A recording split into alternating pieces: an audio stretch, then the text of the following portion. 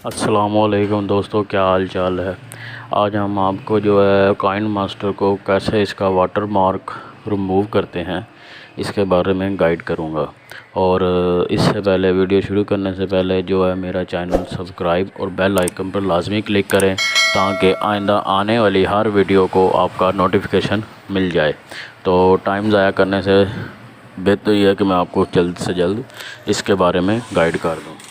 सबसे पहले आपने जो है काइनमास्टर का ये वाला जो लोगो होता है ये कैसे ख़त्म होता है ये बताता हूँ।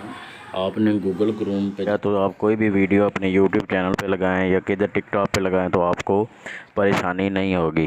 तो सबसे पहले आप गूगल क्रोम में चले जाएं, गूगल क्रोम ब्राउज़र के ऊपर क्लिक करें तो आपने उधर जाके जो है ना www.digit.com, ठीक है, ये इसकी जो है ना वेबसाइट है।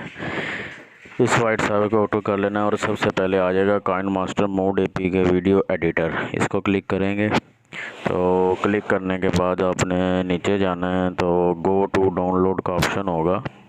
हाँ, ये आ गया गो टू डाउनलोड, इसको क्लिक कर देना है।